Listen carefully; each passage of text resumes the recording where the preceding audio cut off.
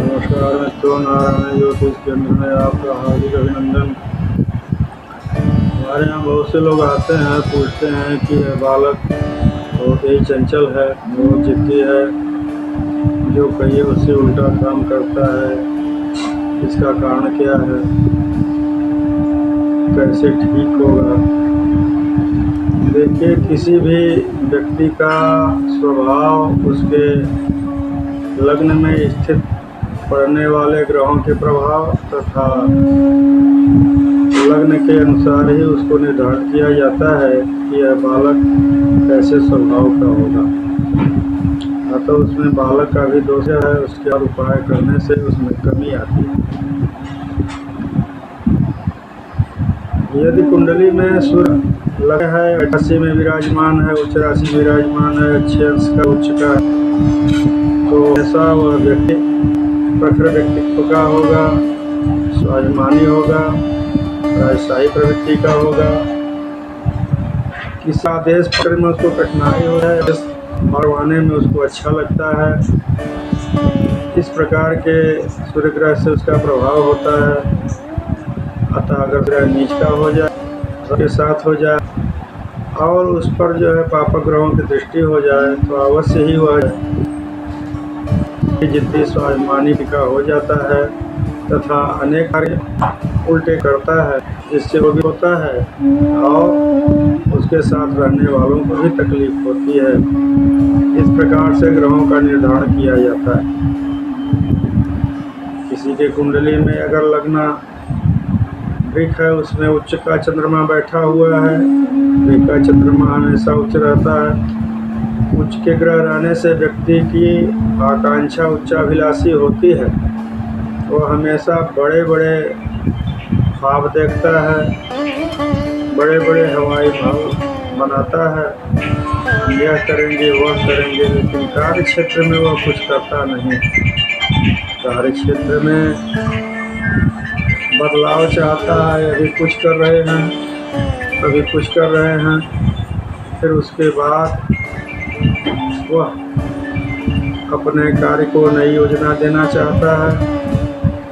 चंद्रमा पृथ्वी के नज़दीक का ग्रह होने से शीघ्र बदलते रहते हैं, पूर्णिमा को अपूर्ण आकृति में हो जाते हैं, अमावस्या को गायब हो जाते हैं, दिखाई नहीं देते हैं। इस प्रकार से उनका व्यक्तित्व चंद्रोत होता है। कभी वो बहुत शौकीन विचार के, अच्छी सोच वाले होते हैं, कभी वह जो है मौन हो जाते हैं, हीन भावना के हो जाते हैं। इस प्रकार से चंद्र से उनका निर्णय किया जाता है कि वह व्यक्ति किस प्रकार है। कुंडली में मंगल ग्रह रहने से हठी जिद्दी स्वभाव हो जाता है, आक्रामक प्रवृत्ति के वो हो जाते हैं। मंगल ग्रह रहने से जो है उनको हर बात में क्रोध गुस्सा आता है, किसी के बात को वह सहन नहीं कर पाते हैं। स्वाभिमान के आगे जो आता है उसको भी वह सहन नहीं कर पाते हैं। मुड़ना झुकना उनके बस की बात होती नहीं है। इस प्रकार से मंगल ग्रह से पहचानना चाहिए और उसका उपाय करना चाहिए। यदि किसी के कुंडली में बुध ग्रह लग्न में बैठा हो, लग्न पर उसका प्रभाव हो, अच्छी स्थिति में हो, बुध जो है बुद्धि का स्वामी माना जाता है। बुध हमेशा सात्विक प्रवृत्ति का होता है, सौम्य विचार का होता है। वह सिर्फ हमें क्या करना चाहिए, कैसे आगे बढ़ना चाहिए, इस प्रकार का कार्य करते हैं तथा वह किसी के बहकावे में नहीं आते हैं और सतत अपने लक्ष्य की ओर बढ़ने का प्रयास ही करते हैं। बुद्धिमान होते हैं, उनकी दूरदृष्टि होती है और समय पर वह अपना कार्य करने से चूकते नहीं हैं। इसलिए बुद्ध बुद्धिमान ग्रह होता है, सौम्य विचार होता है, अच्छे व्यक्तित्व के आदमी होते हैं। बुध ग्रह के लोग राजनेता, वकील, प्रवक्ता आदि अच्छे वक्ता के रूप में भी जाने जाते हैं। लेखन का भी कार्य करते हैं, अर्थात बौद्धिकता से जुड़ा हुआ जितना भी कार्य है वह बुद्ध के अंतर्गत आता है। इस प्रकार से निर्णय किया जाता है कि यह व्यक्ति इस कार्य क्षेत्र में अग्रसर होगा। बृहस्पति ग्रह से प्रभावित व्यक्ति का स्वभाव मृदु होता है, यह गलत करते नहीं हैं, सात्विक प्रवृत्ति के होते हैं तथा गलत बर्दाश्त भी नहीं करते। अतः बृहस्पति से प्रभावित लोग सात्विक प्रवृत्ति, पूजा पाठ, आध्यात्मिक ज्ञान, धर्म की गहराई इस पर जाना चाहते हैं। उनको आध्यात्मिक क्षेत्र में देखा जाता है कि आगे बढ़ते हैं तथा जितने भी धार्मिक कृत्य होते हैं उससे जुड़े रहते हैं। बृहस्पति जो है सात्विक होने के साथ साथ ज्ञानवान होता है। वह सांसारिक सुखों से उतना संतुष्ट नहीं होता है जितना वो अपने ज्ञान, वैराग्य तथा आध्यात्मिक ज्ञान को पाकर के खुश होता है। इस प्रकार से बृहस्पति के द्वारा प्रभावित होने वाले ग्रहों का ऐसा आचरण होता है। वह शुभ विचार वाले होते हैं। बात बात में वह बड़ी से बड़ी चीज़ों को सरलता में बता देते हैं तथा निर्णय देने की उनके पास अतिरिक्त शक्ति रहती है। मंत्री पद पर वह आसीन होते हैं, सलाहकार होते हैं तथा पौराणिक क्षेत्र में वह भी अग्रसर होते हैं। पुराणों का ज्ञान, वेदों का ज्ञान, धार्मिक पूजा पाठ, ज्योतिष का ज्ञान सब बृहस्पति से ही प्राप्त होता है। इस प्रकार से बृहस्पति के द्वारा निर्णय किया जाता है कि इनका झुकाव किधर रहेगा, इनका स्वभाव कैसा रहेगा। अगर यह पाप ग्रह के प्रभाव में आ जाते हैं तो ठीक इसका उल्टा हो जाते हैं, तो इसका उपाय करना चाहिए। अगर अच्छे हैं कोई उपाय नहीं कर सकते। बृहस्पति ग्रह अगर थोड़ा कमज़ोर हो या उच्च फल नहीं दे पा रहे हों, मन के अनुकूल नहीं हो पा रहे हों, तो पुत्र धारण करने से भी उनकी कार्य क्षमता में वृद्धि होती है तथा बृहस्पति अनुकूल होते हैं, अच्छे फल लाभ करते हैं। शुक्र ग्रह अगर किसी के कुंडली में लग्न में हो, उच्च का हो, अपने घर में हो, स्वगृही हो करके, तो अवश्य ही वह व्यक्ति शौकीन विचार का होता है। शान शौक से रहने वाला, सरस भोजन करने वाला तथा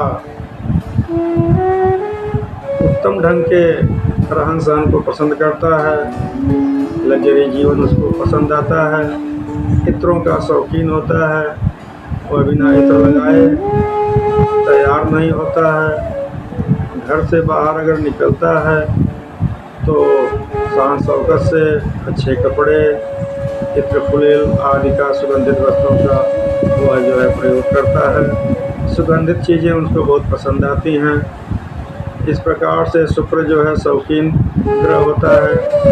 शुक्र ग्रह जिसका बलवान हो, अच्छी स्थिति में हो, उसके पास लक्ष्मी की कृपा अवश्य होती है। उसके बाद अच्छे वाहन, अच्छी जो है गाड़ियाँ, अच्छे मकान, अच्छे फ्लैट आदि प्राप्त होते हैं। अतः शुक्र को भौतिकता का स्वामी माना गया है। भौतिक सुखों को वह देने वाला होता है। इस प्रकार से शुक्र ग्रह जिसका हो वह धनी सुखी व्यक्ति माना जाता है। लक्ष्मी की कृपा उस पर बनी रहती है। ऐसे शुक्र का निर्णय किया जाता है। यदि नीच का हो जाए, सूर्य के साथ हो जाए तो अस्त हो जाता है, अपना फल देने में असफल हो जाता है। अतः नीच का शुक्र होने पर उसके उपाय करना चाहिए। अगर अच्छी स्थिति में हो तो उसके रत्न हीरा उपल आदि धारण करने से उसका प्रभाव कम पड़ता है। शनि ग्रह किसी के कुंडली में प्रभावित कर रहा हो, शनि जो है तामसी प्रवृत्ति का ग्रह होने के कारण वह तामस भरा हुआ विचार रखता है। खान पान में तामसी भोजन अधिक प्रिय होता है उसको। शनि हठी और जिद्दी ग्रह होता है, अपने हठ और जिद को छोड़ता नहीं है। अगर उसको कोई सता दिया या उसको कहीं अपमानित कर दिया तो उसका बदला कभी न कभी वह लेता है। उसके मन में वह बैठा रहता है जब तक उसे पूरा कहत नहीं लेता। इस प्रकार की जिद शनि की होती है जो लंबे समय तक चलती है। शनि जो है शुभ होने पर उच्चाभिलाषी बनाता है, अच्छी संपत्ति को भी प्रदान करता है। भाग्य का स्वामी होने से, मूल त्रिकोणी होने से, उच्च राशि का होने से, यदि यह तुला में विराजमान है तो शनि जो है अच्छी संपत्ति भी प्रदान करता है। व्यक्ति को संघर्ष से जूझने की शक्ति प्रदान करता है। कठिन से कठिन परिस्थितियों में यह घबराते नहीं है, दिक्कत से करके उससे निकल जाते हैं और उससे नई सीख को प्राप्त करते हैं। शनि ग्रह व्यक्ति के व्यक्तित्व को निकाल देता है, ऐसे कठिनाइयों से निकाल देता है जिससे निकलने के बाद व्यक्ति किसी भी माहौल में किसी भी समस्या से जूझ सकता है, उसको कोई प्रॉब्लम नहीं होती है। इस प्रकार से शनि बलिष्ठ भी है और जिद्दी भी है, शनि तामसी भी है और अच्छा होने पर बहुत ही धन वैभव के दाता भी है। इस प्रकार से शनि ग्रह के लक्षण पहचानना चाहिए, उसके उपाय करना चाहिए। राहु ग्रह का प्रभाव बताते हैं। राहु ग्रह जिसके कुंडली में उच्च का हो वह विवेकशील होता है। राहु भी शनि जैसा ही फल प्रदान करता है। राहु ग्रह में एक अद्भुत बात यह है कि राहु ग्रह जिसके धर्म में, केंद्र में, लग्न में, पंचम में बैठ जाते हैं, शुभ होने पर ईश्वर की भक्ति में लीन कर देते हैं। जो व्यक्ति बहुत प्रयास करके भक्ति करना चाहता है नहीं कर पाता है, राहु उसको सहज ही उसमें लगा देते हैं। इसमें एक अच्छाई यह है कि यह ईश्वर की भक्ति अचानक ही प्रदान कर देता है और उसमें मन लगाता है, यह इसकी अच्छाई है। राहु ग्रह उच्च होने पर उच्चाभिलाषी भी होते हैं, अचानक अपना निर्णय बदलने में यह बहुत तेज होते हैं, घंटों में अपना बड़ा से बड़ा निर्णय बदल देते हैं। इनके मन का जो काम नहीं होता है उसको यह तत्काल बदलना चाहते हैं। साथ ही सराहना करने से यह बहुत प्रफुल्लित हो जाते हैं। यह जो है किसी के साथ अगर व्यवहार करते हैं तो अपना भला जरूर सोचते हैं कि हमारा भला इसमें कैसे हो, और जिसमें इनका भला नहीं दिखाई देता है उसका को करने से यह कतराते हैं। इस प्रकार से राहु ग्रह के लक्षणों को समझना चाहिए और उनके उपाय करना चाहिए। ये दुग्रह कुंडली में इनको सुभद्रा भी माना गया है। पापा ग्रह होने के बाद भी यह सोता का द्योतक होता है, यह खराब फल नहीं प्रदान करता। केतु में यह एक बड़ी भारी कमी है कि यह मंगल के समान ही चोट चपेट देने वाला ग्रह होता है। शरीर में सर्जरी करना, शरीर में चोट देना। केतु ग्रह एक ऐसा ग्रह है कि मंगल जैसा चोट नहीं लगाता है।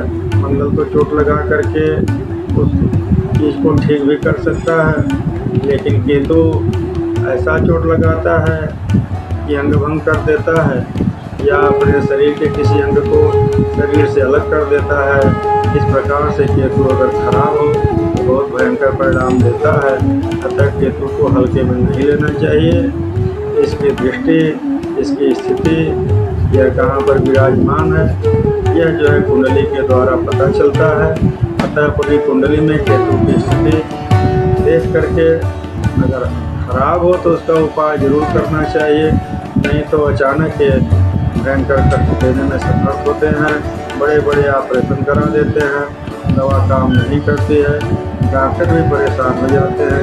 इस प्रकार का यह जो भयंकर कष्ट देता है और शुभ होने पर अचानक ही आपको अच्छे लाभ, अच्छे लोगों की मित्रता, भगवत प्राप्ति, आध्यात्म का ज्ञान यह सहज ही प्राप्त कर देता है, जिसको प्राप्त करने से आदमी खुश हो जाता है, सुखी हो जाता है।